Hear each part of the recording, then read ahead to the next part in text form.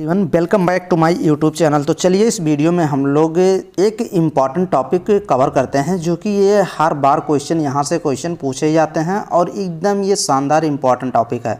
तो देखिए आप लास्ट तक वीडियो देखिए और अच्छे से समझिए सब कुछ। देखिए डिजीज ट्रांसमिशन मेथड।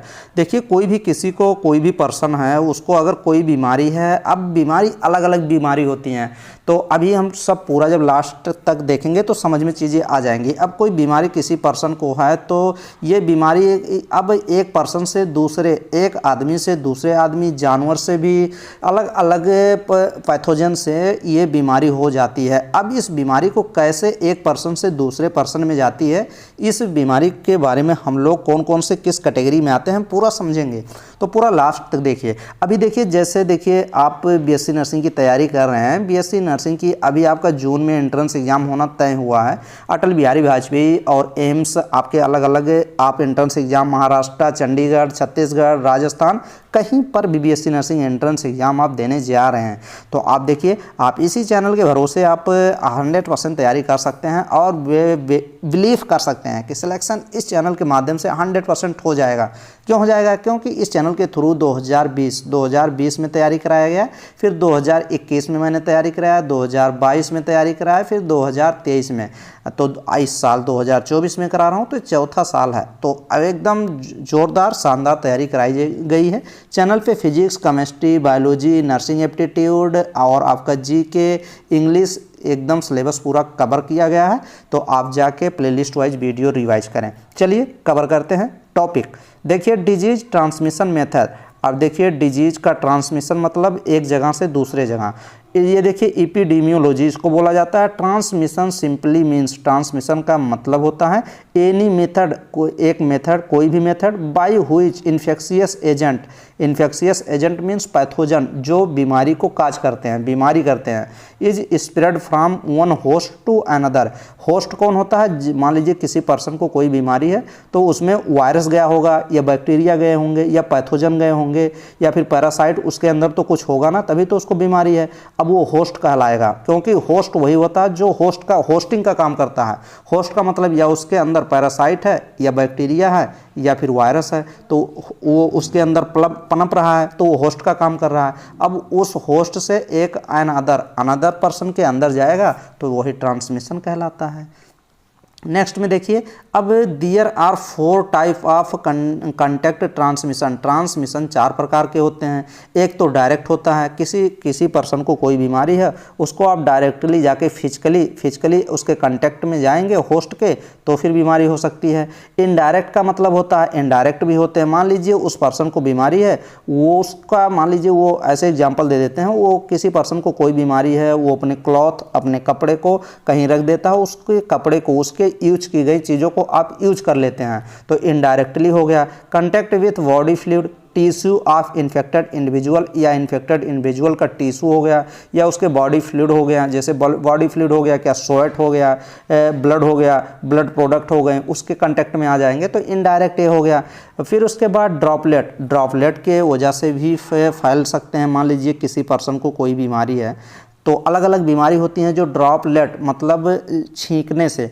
ये देखिए large infectious particle spread into the air. मान लीजिए कोई पर्सन को कोई बीमारी है, छींक रहा है, तो छींकने से ड्रॉपलेट निकलते हैं नाक के थ्रू या फिर माउथ के थ्रू, इस रिस्पायरेटरी ट्रैक्ट के थ्रू। तो इन्फेक्टेड इंडिविजुअल, अब उसके आप संपर्क में आ जाएंगे तब भी हो जाएगा। तो ये चीज़ हो जाती है।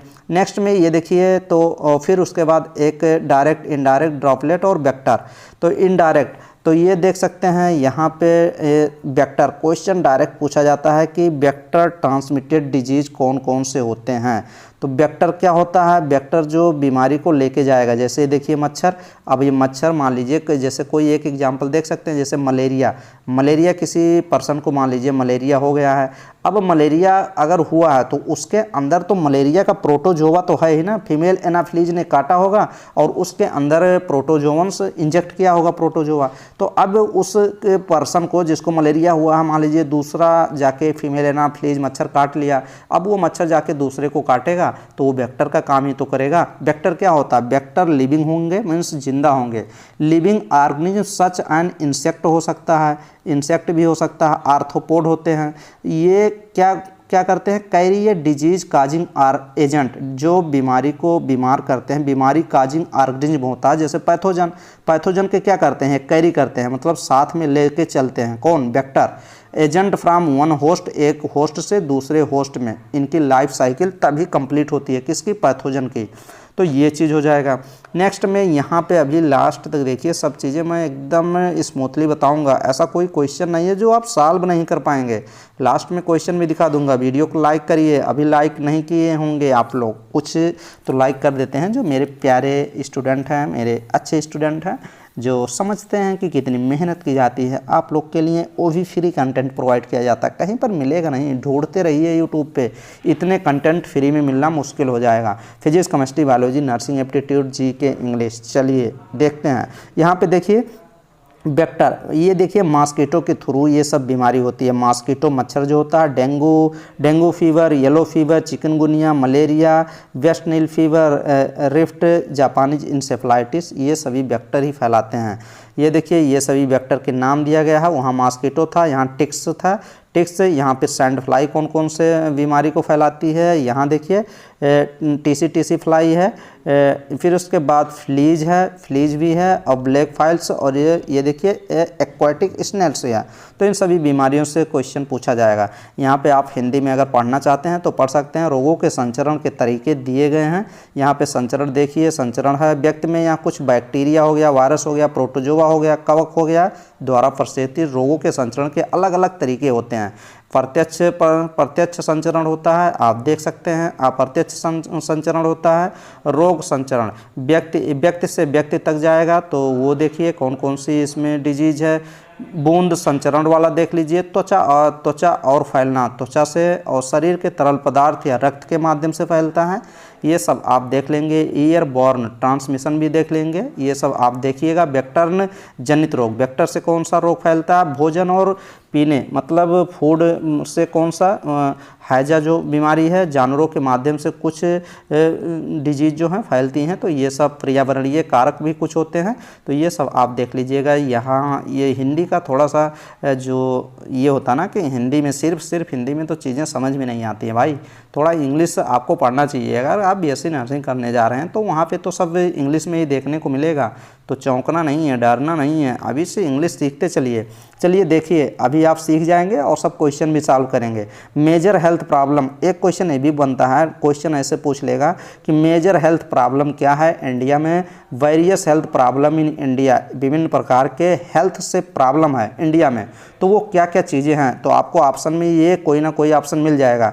देखिए वेरियस हेल्थ प्रॉब्लम जो इंडिया में है, हेल्थ से रिलेटेड प्रॉब्लम है, वो कम्युनिकेबल डिजीज़ भी है, नॉन कम्युनिकेबल डिजीज़ है, न्यूट्रिशनल प्रॉब्लम भी है, इन्वायरमेंटल एंड सैनिटेशन प्रॉब्लम है, मेडिकल प्रॉब्लम है एंड पॉपुलेशन प्रॉब्लम है। अब हम लोग इस वीडियो में communicable disease, non communicable disease, ये दो चीज़ तो एकदम व्यवस्थित करेंगे।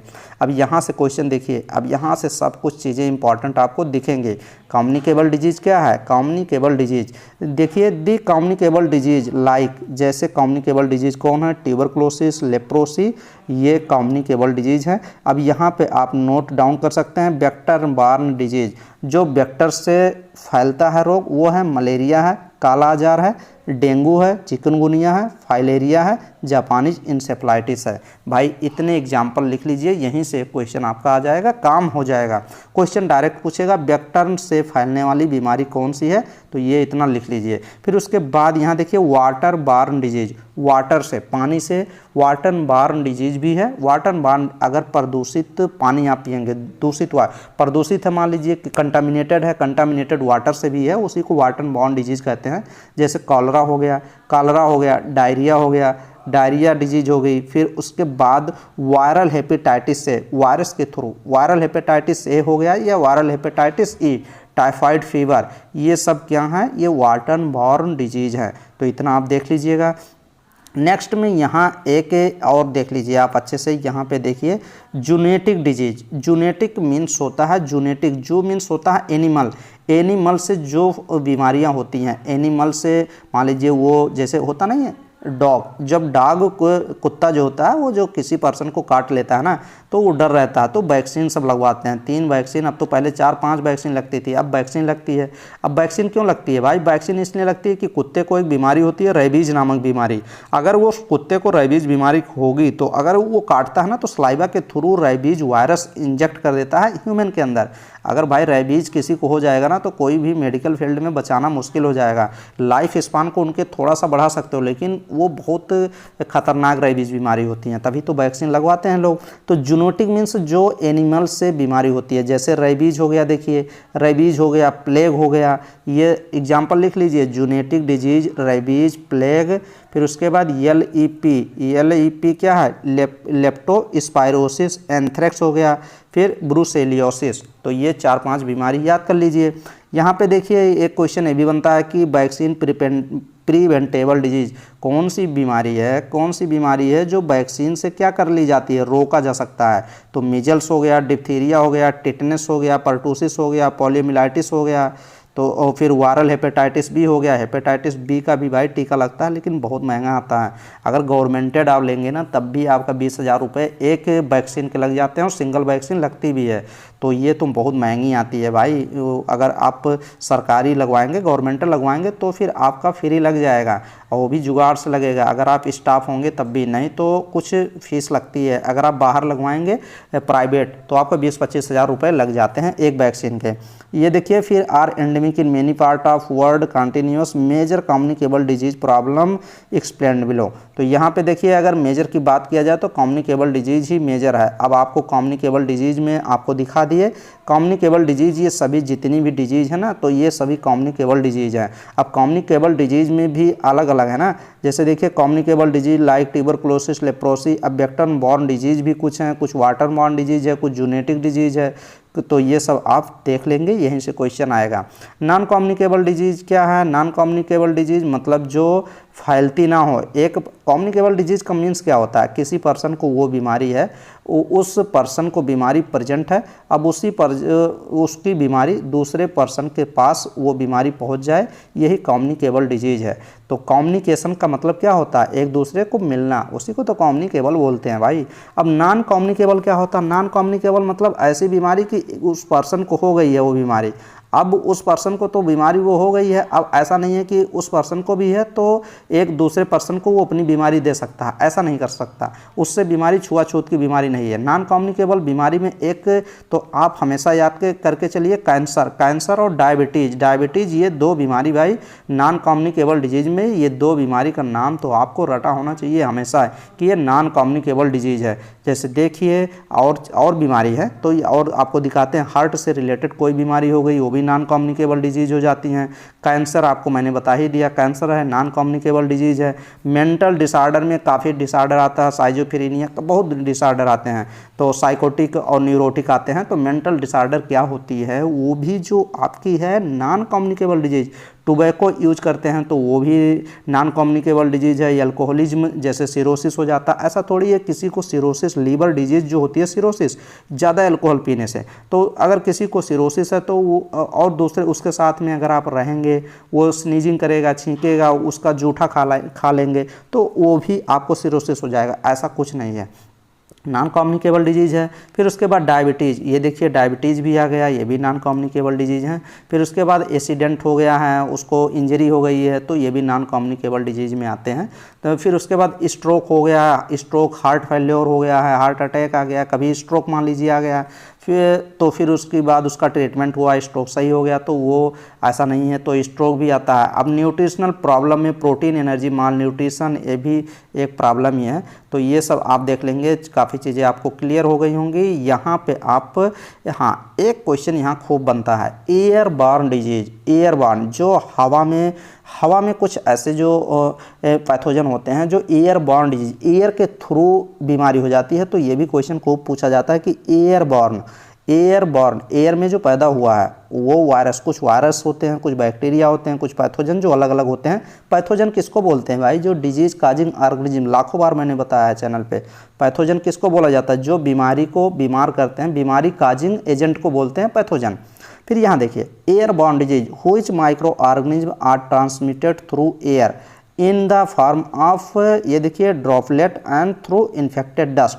जो एयर में ड्रॉपलेट होते हैं, जैसे ड्रॉपलेट, जैसे मान लीजिए किसी को बीमारी हुई है, अब वो इन्वायरमेंट में छींक रहा है तो वायरस तो इन्वायरमेंट में ही दे रहा है ना। फिर उसके बाद through infected dust, infected dust है जो धूल है, कण है, ये सब। अब ये देखिए हमेशा इन्वायरमेंट में ये सब चीज़ें प्रेजेंट होती हैं, लेकिन माइनर में होती हैं एकदम। जैसे हम लोग डेली रूटीन जब चलते हैं, शहरों में देखिए चल रहे हैं, तो जो एयर के थ्रू ले रहे हैं, रिस्पायरेशन, सांस ले रहे हैं ना, तो कुछ ना कुछ वायरस, कुछ पैथोजन ले ही रहे हैं। लेकिन हम लोग की इतनी इम्यूनिटी डेवलप होती है ना, कोई वो छोटे मोटे कुछ कर नहीं पाते हैं, तो ये चीज़ होती है। अब यहाँ देखिए एयरबॉर्न डिजीज, आप समझ गए होंगे कि ऐसे माइक्रो ऑर्गेनिज्म जो ट्रांसमिट होते हैं, एयर में फैले रहते हैं और ड्रॉपलेट के रूप में या फिर इन्फेक्टेड डस्ट के रूप में। अब देखिए एग्जाम्पल एयरबॉर्न ट्रांसमिटर लाइक। अब इसके एग्जाम्पल तो आपको एकदम रटे होने चाहिए, टिप पे होने चाहिए।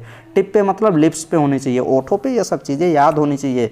मतलब कहते नहीं कि राइटिंग अगर लिख रहे हैं तो हाथों पे याद होना चाहिए, और अगर आप याद कर रहे हैं तो लिप्स पे होना चाहिए। तो ये ऐसे होनी चाहिए। एयरबॉर्न डिजीज लाइक जैसे टीबी, ट्यूबरक्लोसिस हो जाता है, मीजल्स हो गया, फिर उसके बाद इन्फ्लुएंजा एंड मम्स। ये 4 डिजीज तो आप एकदम रट लीजिए, ये एयरबॉर्न डिजीज हैं। तो ये एकदम टीबी हो गया, मिजल्स हो गया, इन्फ्लुएंजा हो गया, मम्स हो गया। Of the following can not be transmitted via infectious droplet. अब इस क्वेश्चन का जवाब आप कमेंट बॉक्स में दीजिएगा। हाँ, इसका आंसर नहीं है तो आप कमेंट बॉक्स में इसका कमेंट करके बताएंगे। Which of the following can not be transmitted to via infectious droplet. कौन सी बीमारी है जो इन्फेक्शियस ड्रॉपलेट के थ्रू नहीं फैल सकती?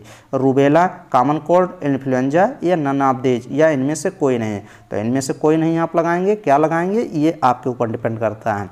नेक्स्ट में देखिए एयरबॉर्न डिजीज। अब ये भी क्वेश्चन आ गया, एयरबॉर्न डिजीज कौन सा है? इसमें 4 ऑप्शन आपको दिखेंगे।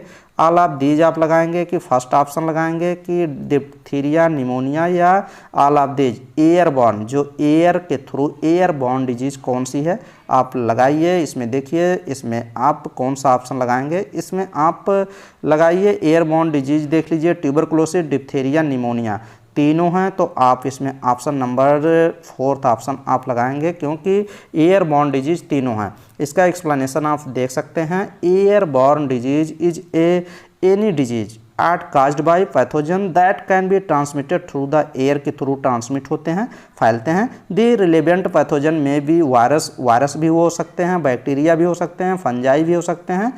दे में बी स्प्रेड थ्रू ब्रीथिंग, सांस लेने में ये बीमारी आ सकती है अंदर, या फिर टॉकिंग, किसी से बात करने में मतलब ऐसे कि किसी से आप बात कर रहे हैं, वो ड्रॉपलेट एयर में दे रहा है और उससे आप बात कर रहे हैं, डिस्टेंस मेंटेन नहीं किए हैं, तब भी हो सकता है। कफिंग, वो पर्सन छींक रहा है, खांस रहा है, तब भी। स्नीजिंग, छींक रहा है, तब भी हो जाएगा। राइजिंग ऑफ डस्ट, तो डस्ट क्या होंगे? स्प्रेडिंग, लिक्विड के फॉर्म में स्प्रेड होंगे, फैलेंगे। और टॉयलेट फ्लशिंग में जो गंदे टॉयलेट होते हैं वहाँ से भी तो ये वो एयरबॉर्न डिजीज मिल सकते हैं। तो जैसे ट्यूबरक्लोसिस, डिप्थीरिया, निमोनिया, तो ये तीनों ऑप्शन आपका करेक्ट होगा। नेक्स्ट में एक क्वेश्चन और देखिए, ये भी एक क्वेश्चन देखिए, इस लास्ट क्वेश्चन होगा।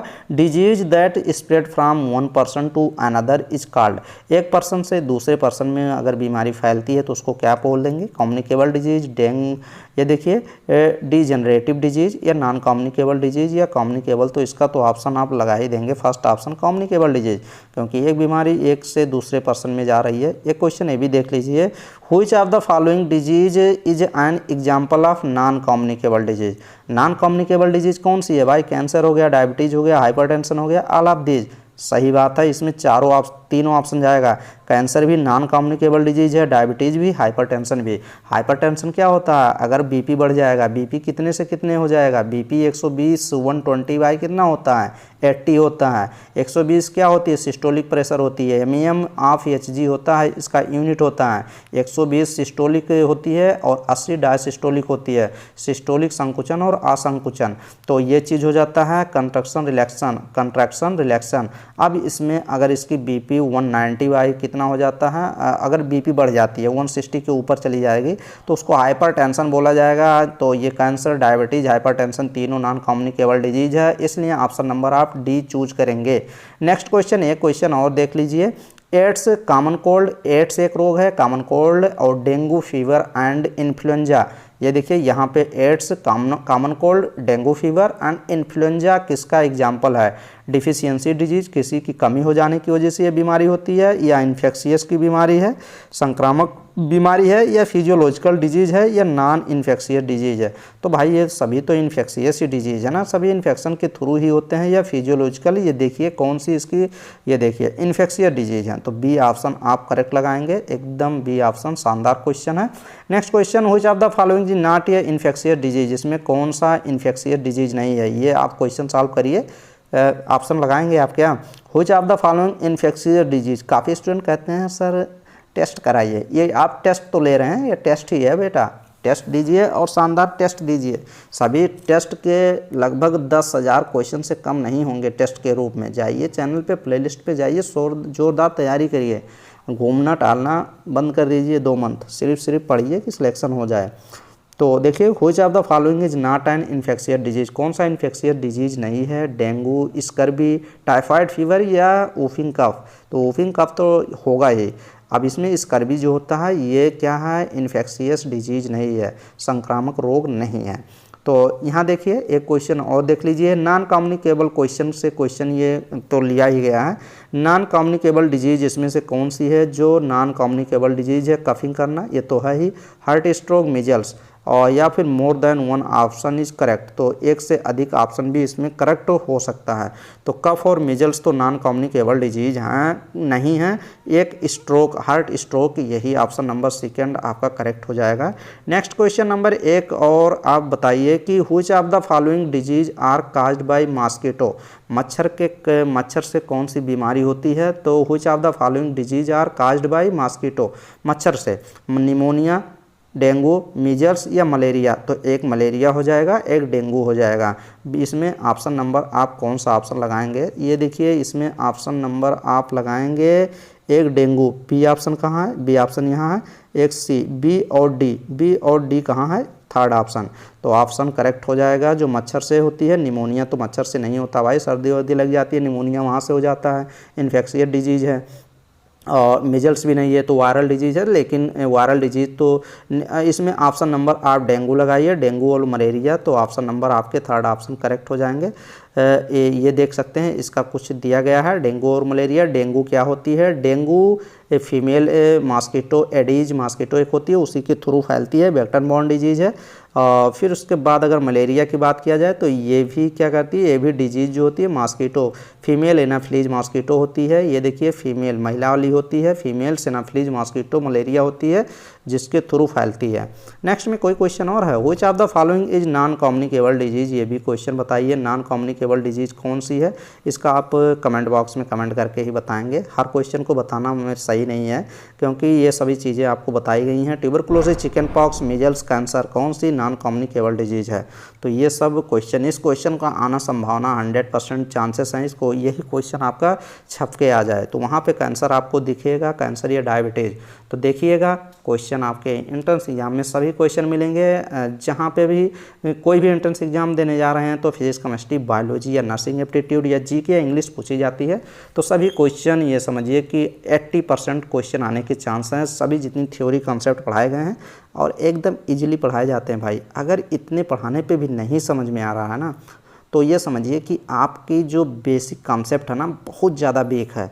तो आप अपने ऊपर कितना मेहनत करिए, जितनी आप खेतों में, जितना आदमी एक किसान, एक फार्मर, मैं भी हूँ, जितना किसान और फार्मर एक कुदाल फाड़ुआ लेके जो करता है ना ज़मीन एकदम, तो उससे ज़्यादा, उससे भयानक मेहनत होनी चाहिए, तब जाके आप अपने आप को उस पीक लेवल तक पहुंचा पाएंगे कि सिलेक्शन इसी साल हो जाए, अन्यथा आप बहुत पीछे चले जाएंगे। तो डीमोटिव करने का मीन्स ये नहीं है कि आप डीमोटिव हो जाए और पढ़ना लिखना सब छोड़ दें। तो इसके मेरा मतलब यह है कि आप अपनी पढ़ाई को डबल कर दें, डबल तिबल कर दें, जितना पढ़ रहे हैं उससे अधिक करें। चलिए नेक्स्ट वीडियो मिलते हैं और बेस्ट चीज़ें प्रोवाइड कर रहे हैं, जो चीज़ें लग रही हैं कि काफ़ी इंपॉर्टेंट है और वो चीज़ें मैं अभी कराया नहीं हूँ, क्वेश्चन के माध्यम से तो हुई हैं। पूरी सिलेबस में कहीं ना कहीं ये सभी क्वेश्चन आपको मिलेंगे, ऐसा कोई नहीं है कि ये सभी चीज़ें नई आपको बता रहा हूँ, कहीं ना कहीं मिलेंगे ही वीडियो में। तो चलिए नेक्स्ट वीडियो के लिए रेडी रहें और सब लोग अच्छे से पढ़ाई करें, जितना टारगेट डेली प्रोवाइड किया जाता है उसको पूरा करें। और चैनल पे जाएं, यूट्यूब एक बार ओपन करा दें क्या, चलिए एक बार यूट्यूब पे आपको सर्च कराते हैं, कुछ चीज़ें आपको समझ में चीज़ें आएंगी। देखिए ये आप YouTube पे, ये मेरे चैनल का नेम है CET नीट। इसको जैसे ही सर्च करेंगे YouTube पे ना, आपको ये पेज आपको दिख जाएगा। ये मेरे चैनल का लोगो है, इसी पे आपको क्लिक करना है। ये चैनल का नेम दिया गया है। तो चलिए इस पे मैं क्लिक करता हूँ। क्लिक करने के बाद देखिए चैनल की कवर फ़ोटो आपको दिख जाएगी। यहाँ पे देखिए मेरे चैनल पे ना काफ़ी मेहनत किया हूँ भाई, 4 साल मेहनत किया हूँ। 1700 वीडियो अपलोड है, लेकिन सब्सक्राइब नंबर सिर्फ 65,000 हैं। इतने वीडियो पे ना लगभग 2 लाख 3 लाख सब्सक्राइबर होने चाहिए थे, लेकिन सब्सक्राइब नंबर बढ़ता क्यों नहीं है? क्योंकि एजुकेशन चैनल है भाई। एजुकेशन चैनल को ग्रो करना काफ़ी प्रॉब्लम होती है, क्योंकि स्टूडेंट को शेयर करना होता है, और शेयर करना इतना आसान ही नहीं होता कि स्टूडेंट शेयर करेंगे। ईगो होता है भाई कि चैनल को शेयर क्यों करें, पढ़ने वाला चीज़ें हैं। इतना अच्छी चीज़ें कौन लेना चाहता है भाई फ्री में? अच्छी चीज़ें फ्री में कोई नहीं लेने चाहता है। क्यों नहीं? क्योंकि उसको काफ़ी कन्फ्यूजन होते हैं कि अच्छी है कि बेकार है कि क्या है। तो ये सब चीज़ें देखिए, ये मैंने पिछला वीडियो फिजिक्स भौतिक विज्ञान फिजिक्स की अच्छी फार्मूला बेस्ड क्वेश्चन कराया था, 47 मिनट की है, शानदार वीडियो है, इसको जाके देखें। और टोटल आपको लगभग 600 वीडियो कहाँ से रिवाइज करनी है, जो इम्पॉर्टेंट टॉपिक है। अभी तो 600-700 वीडियो आप अपने हिसाब से देखिएगा कितनी वीडियो आप कर पाएंगे। इसमें प्लेलिस्ट में मैं टोटल ऐड किया हूँ, कुछ लाइव सेक्शन में है 1700 वीडियो, तो यहाँ वीडियो सेक्शन में मिल जाएगी। लेकिन आप प्लेलिस्ट में जाइए। प्लेलिस्ट में एक स्टूडेंट बोलना शुरू कर दिए कि सर आपकी प्लेलिस्ट में वीडियो मिलती नहीं है, आप फिजिक्स को, बायोलॉजी को, केमिस्ट्री को एक ही जगह सब कर दीजिए। भाई एक जगह कैसे होती है, थोड़ा हमें भी बताएं। आपकी एक जगह कैसे हो पाएंगी? सभी चैप्टर वाइज मैं इसमें इंक्लूड किया हूँ। सभी चैप्टर अगर मिक्स कर दूंगा तो वीडियो रैंडम हो जाएगी, खोजना उसके दिक्कत हो जाएगी आपके लिए। तो आप जो स्टूडेंट ये कहते हैं ना, वो पढ़ने वाले नहीं होते हैं, क्योंकि उनको सब मतलब ऐसे चाहिए एकदम आगे, एकदम सब कुछ बुक मिल जाए, सब पन्ना पलट पलट के मैं दे दूँ, फिर पढ़ना वो शुरू करेंगे। तो ऐसा कुछ नहीं होती है। कहानी खुद लिखनी पड़ती है, दूसरी कोई आपका कहानी दूसरा कोई नहीं लिखेगा, तो आपको मेहनत खुद करनी पड़ती है। ये देखिए सब इसमें जितनी वीडियो कराई गई हैं, कोई भी वीडियो जो मैं दिखा रहा हूँ ना, कोई भी वीडियो इसमें छोड़नी नहीं है, जितने पढ़ने वाली है। मॉडर्न फिजिक्स है, प्लांट किंगडम है, इलेक्ट्रोस्टैटिक है, मोल केमिस्ट्री है, एनिमल किंगडम है, बायोलॉजी टेक्सोनॉमी है, केमिकल बॉन्डिंग है, yellow fever, chemistry name reaction, physical unit of life. क्या नहीं मिलता है इसमें, किसको नहीं मिलता है, ये चीज़ें मैं नहीं बता पाता हूँ, मतलब समझ में नहीं आती मिलता क्यों नहीं वीडियो। सभी वीडियो यहाँ पे हैं, तो आप जाके इन सभी वीडियो को आपको देखिए, और अच्छे से एग्ज़ाम आपका 100% क्लियर हो जाएगा। कोई भी प्रॉब्लम नहीं होगी अगर आप इन सभी को सीख ले गए। वीडियो देखने से सिलेक्शन नहीं होगा, मैं बार बार कहता हूँ, लास्ट तक शुरू से यही सब कहते आ रहा हूँ। वीडियो देखने से नहीं, वीडियो देखने से, नोट्स बनाने से, उस नोट्स को रिवीजन करने से, उन सभी कॉन्सेप्ट क्वेश्चन को एकदम कॉन्सेप्ट आप समझे हैं, थ्योरी समझे हैं, ट्रिक समझे हैं, पूरा लर्न है, याद है, तो 100% सिलेक्शन हो जाएगा। चलिए नेक्स्ट वीडियो मिलते हैं, और चीज़ें आपको क्लियर कराएंगे। अच्छी वीडियो मिलती रहेगी। वीडियो को लाइक करते रहें, शेयर करते रहें। जितनी लाइक शेयर रहेगा उतनी मेहनत ज़बरदस्त की जाएगी।